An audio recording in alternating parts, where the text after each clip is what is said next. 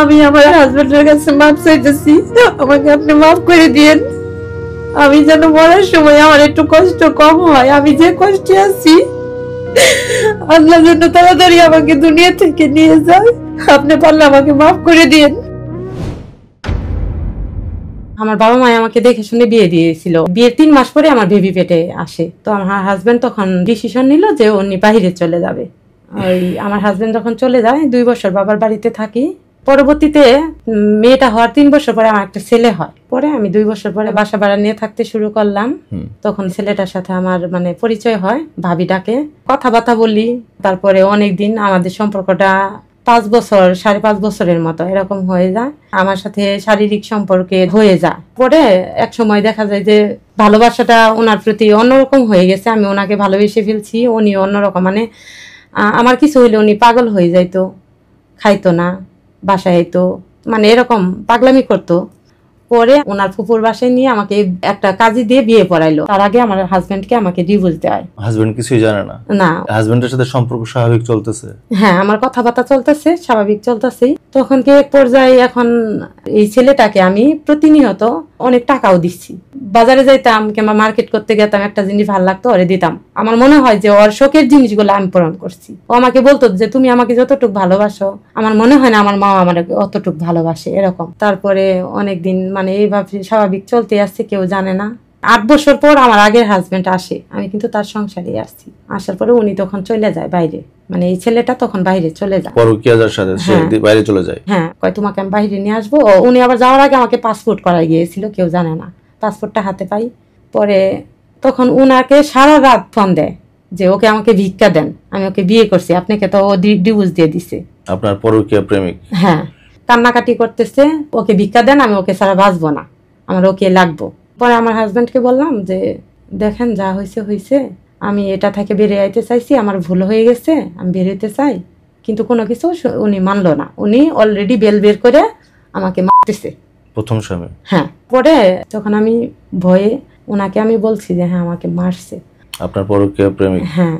উনি আবার বললো যে তুমি বাড়ি থেকে বেরো। শুক্রবার ছিল, নামাজের টাইম। আমি ভাইয়া বাড়ি থেকে বেরোয়ে আমি বাসে উঠে যাই। বাসে উঠে যাওয়ার পরে সর্বক্ষণ প্রতি মিনিটে মিনিটে আমাকে ফোন দিছে। আমি গয়না নিয়ে আসছিলাম বাড়ি থেকে, 2-2.5 ভরির মতো গয়না হবে। আমি বিক্রি করলাম 1,30,000 টাকা দিয়ে একটা ফোন কিনলে আমার ফোন সব চেঞ্জ করাই দিল। কারোর সাথে যোগাযোগ টোটালি একবারে বন্ধ। আর এদিক দিয়ে আমার বাবা মায়ের এত অস্থির, খোঁজে বেহুশ হইতেছে যে আমাকে নিয়ে হয়তো কেউ মেরে ফেলছে। প্রাইভেট কার ভাড়া কইরা ওনার এক পরিচিত ভাই আসলো, আইসা আমাকে এয়ারপোর্টে কাগজপাতি সব রেডি করে ঢুকাই দিল। সব হয়ে গেছিল? হ্যাঁ, সব হয়ে গেছে। যাইতে পারলাম না, ইমিগ্রেশনে যাই আমি আটকে গেলাম যে আমার কাবিন নামা নেই। হাজবেন্ডের কাছে যাবো, কাবিন নামা লাগবে না, এই জন্য আটকে গেলাম। তখন রাতের বাজে 3টা। পরে আমার যে পরকীয়া প্রেমিক কান্দাকাটি করতেছে। উনি বলতেছে যে আমি আসতেছি তোমাকে নিতে। উনি পরের দিন টিকিট কেটে চলে আসলো। আমার ওই পরকীয়া প্রেমিক কম্বোডিয়া থেকে চলে আসলো। পরে আমরা 7 দিনের মতো ছিলাম হোটেলে। পরে আমার বোনকে ফোন দিল, ওনাকে ফোন দিয়ে বললো যে আমি যাব, আমাদের বিয়েটা পড়াই দিবেন, আমি রিটার্ন টিকিট কাটে আসছি, ওকে আর নিব না, ও বাচ্চাদের সাথে বাসায় থাকবে, আমাদের বিয়েটা করাই দেন আপনারা নতুন করে, আমি দেশের বাইরে থাকবো, ওর যা খরচা লাগে আমি দিব। পরে ওরা আবার আমার ফ্যামিলি আবার আমাকে পাওয়ার জন্য সে শুনছিল আমাকে নিয়ে বাইরে বিক্রি করে দিবে। আপনার পরকীয়া প্রেমিক? হ্যাঁ, এটা ওনাদের ভয় ছিল আমার ফ্যামিলি। পরে আচ্ছা ওর কথায় রাজি হলাম। একটা প্রাইভেট কার নিয়ে রওনা দিলাম, আমার খালার বাড়িতে গেলাম, ওইখানে যেতে বললো। ওখানে যাওয়ার পরে আমি যখন রুমে উঠে যাই তখন বাইরে থেকে লক করে দিল। তারপরে বললো, আমার ফ্যামিলি বললো যে গয়নাগাটি বিক্রি করছে, টাকা পয়সা নিয়ে গেছে, তো এগুলা দিতে হবে। ওর পাসপোর্ট, আমার পাসপোর্ট, ওর ল্যাপটপ, এগুলা সব ফোন টোন সব রাইখে দিল। উনি চলে গেল, ওরা ওই রাইতে চলে গেল, ওদের সবকিছু রাইখে দিল, কাগজপাতি, ডকুমেন্টস। আমার কিন্তু রাগ একটাই যে আমার ফ্যামিলি যদি আমাকে চাইতো তাহলে এত মানুষজন, এত সাংবাদিক, এত কিছু বলার কি দরকার ছিল? আমার তো বাণিজ্য শেষ, সারা এলাকার মানুষ জানে, ডিস্ট্রিক্টের মানুষ জানে। এখন আমার ভাই বললো যে এরকম ঘটনা অনেক ঘটে, আমরা তোকে মেনে নিছি, তুই এই সংসারই কর, আর তুই যদি আমাদের তুই যদি মেনে না নেস তাহলে আমরা কাস্টডিতে দিয়ে আসবো, পুলিশের কাছে। তো আমি রাজি, পুলিশ কাস্টডিতেই যাব, কিন্তু ওনার সাথে আমি থাকবো না, প্রথম স্বামীর সাথে থাকবো না। হ্যাঁ। পরে ওদিক দিয়ে এদিকের এক ছেলে আমার পরকীয়া প্রেমিকের বলছে ওরে তো কাস্টডিতে দিয়ে দিবে। তো ও আবার ওইখানে উকিল ঠুকিল ধরে ফেলছে যে আমাকে ছাড়াই নিয়ে আসবে। এদিক দিয়ে আমি পালাইছি, পালাই ওর বাসায় চলে গেছি, পরকীয়া প্রেমিকের বাসায়। হ্যাঁ, তখন পরকীয়ার প্রেমিকের বাবা আসলো, আইসা বললো যে ও আমার ছেলে বিয়ে করছে, ও আসছে, আমি ওকে মাইনে নিলাম। পরে আমাকে একটা রুমে রাখলো, রাখার পরে আমার পরকীয়া প্রেমিকের কাছে খবর গেছে। পরে আসলো, আইসা আমার কপালে একটা চুমা দিল আর কি, দিয়ে বললো যে তুমি আইসো, তুমি আমার, তুমি আর কারোরই না, সব ঠিক হয়ে যাবো, একটু ধৈর্য ধরো। পরের দিন সকালে নতুন করে কোর্ট ম্যারেজ করে বিয়ে করবে আর কি। পরে 5 লাখ টাকা কাবিন করে সব রেডি হয়ে গেল, রেডি হয়ে বিয়ে হয়ে গেল। হোটেলে থাকলাম আমরা ঢাকা, যে আমাদের পাসপোর্ট আটকে দিচ্ছে, আমরা নতুন করে পাসপোর্ট করব, হারাই গেছে বলে থানা জিডি করলাম বাড্ডা থানাতে। বাড্ডায় একটা হোটেলে থাকলাম, থাকার পরে ওই হোটেলে ওর বাবা মা ওকে কি বলছে বলতে পারবো না, হোটেলে আমাকে রেখে ফেলে চলে গেল পরকীয়া প্রেমিক। হ্যাঁ, পরে হোটেলের ছেলেটা আমাকে বলতেছে যে আপু আপনার সময় তো 12টার সময় শেষ, আপনি চলে যেতে হবে। আমি কই ভাইয়া আমাকে আর 1-1.5 ঘন্টা সময় দাও, আমি যাচ্ছি। আমার বিশ্বাস উনি আমাকে রেখে যাবে না, আমি থাকবো, উনি হয়তো ঘুরে আসবে, আমাকে ভয় দেখাইতেছে না। অনেকক্ষণ হয়ে গেছে, আসে না। পরে এগুলো কেন করতেছে আপনার সাথে হঠাৎ? আমি জানি না হঠাৎ করে কেন করতেছে। পরে আমি আসলাম, আসার পরে আমি কাপড় চোপড় নিয়ে বেরিয়ে বললাম, কমলাপুর স্টেশনে আসি। ফোন ধরে না, তুমি কোথায়, আমাকে নিয়ে যাও। আমি তো ভাবছি তুমি স্টেশনে আসো, আমি দূরে আসছি, শুধু বলে দূরে আসছি। আমি 12:30টার দিক দিয়ে গেছি, পৌঁছেছি কমলাপুর স্টেশনে, রাতে 10টা বেজে গেছে। সবাই আমাকে টার্গেট করতেছে যে এই মেয়েটা সেই দুপুর বেলা আসছে, এই মেয়েটা যাইতেছে না কেন।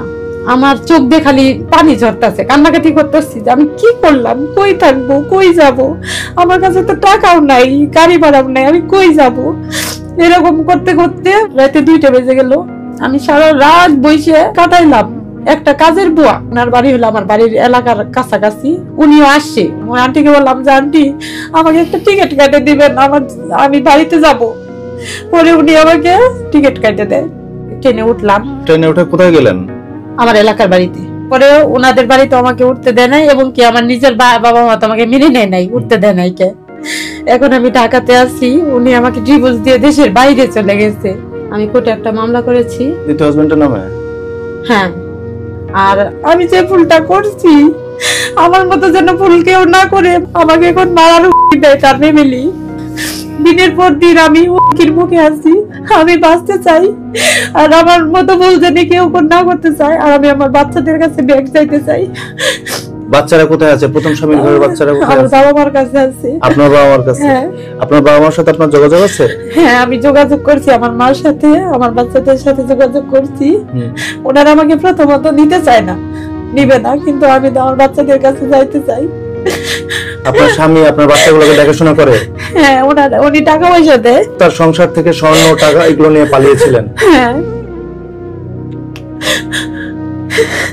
আমার বাচ্চারা আমার জন্য কান্না করে, মা চায়, মা লাগবো। আমার বাচ্চা আমাকে কালকে ফোন দেবো, আম্মু আমাকে একটা পাঞ্জাবি কিনে দিবা, তুমি না কত মার্কেট করে দিতা ঈদে, তুমি আসে পড়ো ঈদের আগে, আমি ঈদ করবো তোমার সাথে। আর আমার বাচ্চাদেরকে আমি এতটাই ভালোবাসি, এতটাই আগলাই রাখছি যে ওদের কোনোদিন আমি কোনো কিছুর অভাব দিই নাই। নিজে আপনি কি ভালোবাসেন? আপনার নিজের বাচ্চাকে ভালোবাসলে আপনি আরেক ছেলের সাথে হাত ধরে চলে যান? আমি তো ভুল করছি ভাই। নিজের সন্তান রেখে আপনি আরেকজনের হাত ধরে চলে গেলেন, নিজের স্বামী সংসার রেখে। আমি অনেক বড় ভুল করছি স্যার, যে আমাকে আনছে ওই আজকে রাস্তায় ফেলে চলে গেছে। আমার মতো ভুল যেন কেউ না করে। প্রবাসীরা ওইদিকে কর্ম করে গ্রাম ঝরাচ্ছে তার সংসারের জন্য, তার পরিবারের জন্য, তাদের বোরা বাংলাদেশে থেকে আরেক বেটার সাথে হাত ধরে পালিয়ে যাচ্ছে। হাজারে হাজারে এরকম ঘটনা। প্রথম স্বামীর সাথে তো ডিভোর্স হয়ে গেছে আপনার। হ্যাঁ। সন্তানের কাছে যে যাবেন, প্রথম স্বামী তো অনুমতি দিবে না? দিবে না, না, কেউ আমাকে মানতে চাইতেছে না। আপনার পরিবারের লোকজন মানতে চাচ্ছে না? মানে আপনি এতই খারাপ কাজ করছেন, আপনার পরিবারের লোকজন আপনার উপরে বিরক্ত। হ্যাঁ। আপনাকে আর জায়গা দিতে চায় না? না, কেমনে দিব, সব তো শেষই, বাণিজ্য সব শেষ করে ফেলছি। আমি আমার বাবার কাছে মাপ চাই। আমার বাবা অনেক একটা ভালো মানুষ, তার অনেক সম্মান ছিল। আমার ভাই কাছে, আমার পুরো ফ্যামিলির কাছে মাপ চাই। আমি আমার বাচ্চাদের কাছে ফিরতে চাই। আমাকে মাফ করে দাও তোমরা সবাই, আমি ফিরতে চাই, আমার ভুল হয়ে গেছে। আর আমার পাশে তোমরা থাকো। আমি আমার জীবনটা যে নষ্ট করলো তার বিচার চাই আমি। আমার মতো ভুল যেন কেউ না করে। আমি প্রবাসীদের বউদের উদ্দেশ্যে একটা কথা বলতে চাই। আমি পরকীয়া করে অনেক বড় ভুল করছি, এই ভুলটা আর কেউ করেন না। হাজবেন্ড খারাপ হলেও হাজবেন্ডের কাছে থাকতে হয়, হাজবেন্ডের মতো কেউ আগলাই রাখবে না। পরকীয়া করে অনেক মিষ্টি মিষ্টি কথা বলে রাস্তায় ফেলে চলে যায়, তখন আর বাঁচার কোনো ইচ্ছা থাকে না। আমার কাছে এখন আমার মরা বাঁচা এক সমান হয়ে গেছে। আমি না পারতেছি খাইতে, না পারতেছি ঘুমাইতে, আমার জীবনটা জাহান্নাম হয়ে গেছে দুনিয়াতেই। আমি এর বিচার চাই।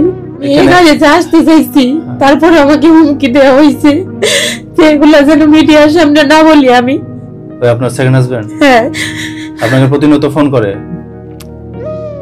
এখন আপনি কেস করেছেন সেকেন্ড হাজবেন্ডের নামে? হ্যাঁ।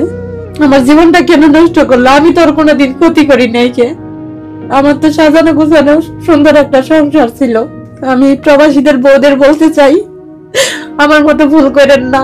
আমি যে যাকে ভালোবেসে পরকীয়া করে যারা হাত ধরেছিলাম, আজকে আমাকে সে রাস্তায় ফেলে চলে গেছে। আমি আজকে রাস্তার মেয়ে হয়ে গেছি।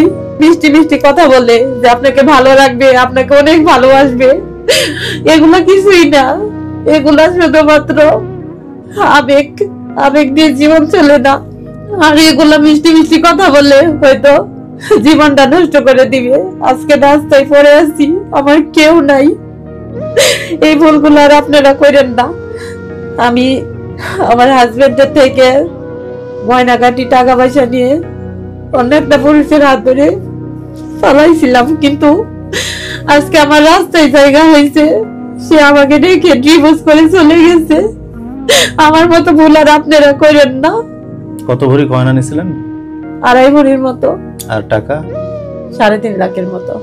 আমি আমার আগের হাজবেন্ডের কাছে মাফ চাইতেছি, আমাকে আপনি মাফ করে দিয়েন। আমি যেন মরার সময় আমার একটু কষ্ট কম হয়। আমি যে কষ্টে আছি, আল্লাহ যেন তাড়াতাড়ি আমাকে দুনিয়া থেকে নিয়ে যায়। আপনি পারলে আমাকে মাফ করে দিয়েন।